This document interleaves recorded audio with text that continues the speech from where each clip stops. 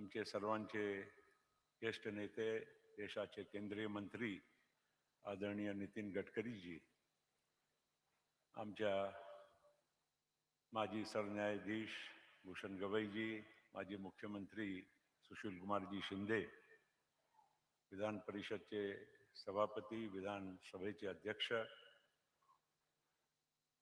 आमच्या सुनेत्रा बहिणी, पार्थ पवार, जय पवार, सर्व इथे पवार कुटुंबीय आणि शोकाकुल सर्व आलेले माझे बंधू भगिनी,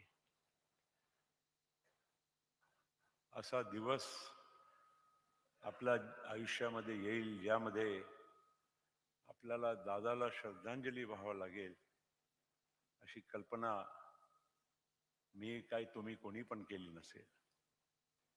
एक ऊर्जावान व्यक्ती, वय कमी, खूप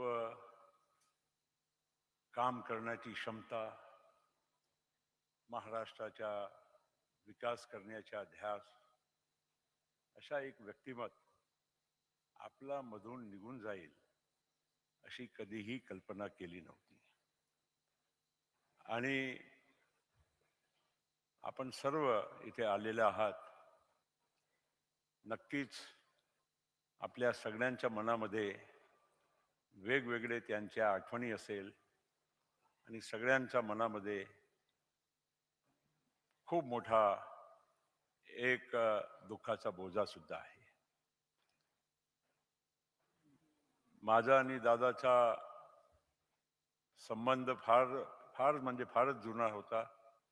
आदरणीय शरद पवार साहेबांच्या ते परिवारातले सदस्य म्हणून माझी ओळख 80च्या आसपास, तेव्हा आम्ही राजकारणात नव्हतो, दादाही नव्हते.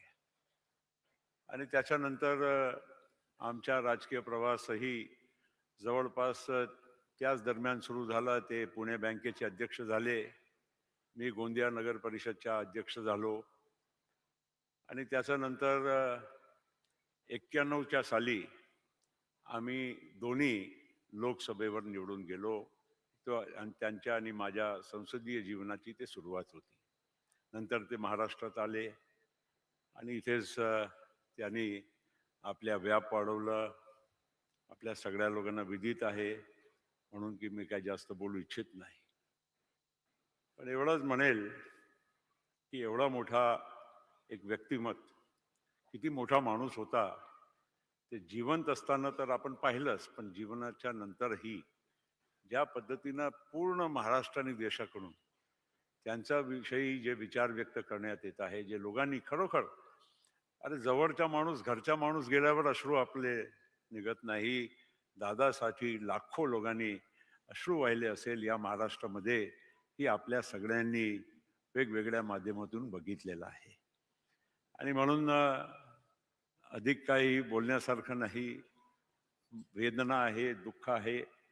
आमच्या सुनेत्रा वहिनी, पार्थ पवार, जय पवार, आम्ही त्यांच्या मागे खंबीरपणे उभे आहोत आणि आपण सगळे सुद्धा त्यांच्या उद्याच्या प्रवासासाठी भक्कमपणे उभे राहणार आहोत याची मला खात्री आहे. मित्रांनो, अनेक वक्ते बोलणार आहे म्हणून मी एवढंच म्हणेल सुरुवातीला की आज आपण सगळे इथे आले, सगळे महानुभाव आले, हीच खरी श्रद्धांजली आपण दादाला अर्पण करत आहोत. आज विधानसभेमध्येही, विधान परिषदमध्येही विविध आपल्या नेत्यांनी आपले विचार मांडलेले आहे.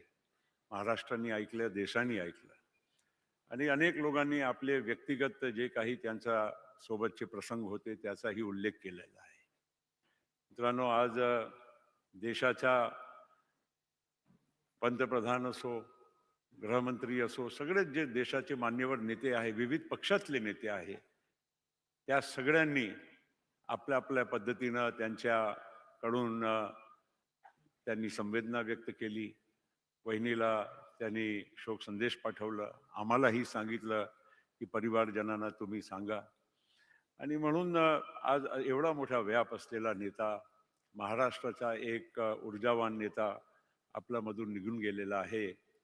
मी माझा वतीनं, राष्ट्रवादी काँग्रेस पक्षाच्या वतीनं मी आमच्या प्रिय दादाला मी श्रद्धांजली इथे अर्पण करतो आणि आपल्या सगळ्यांचा मी इथे आपण आले आणि अशा प्रसंगी आपण कुटुंबाला आम्हाला सगळ्यांना धीर देण्याचं काम केलं आहे, त्यासाठी सुद्धा ही मी आपला मनपूर्वक आभार व्यक्त करतो.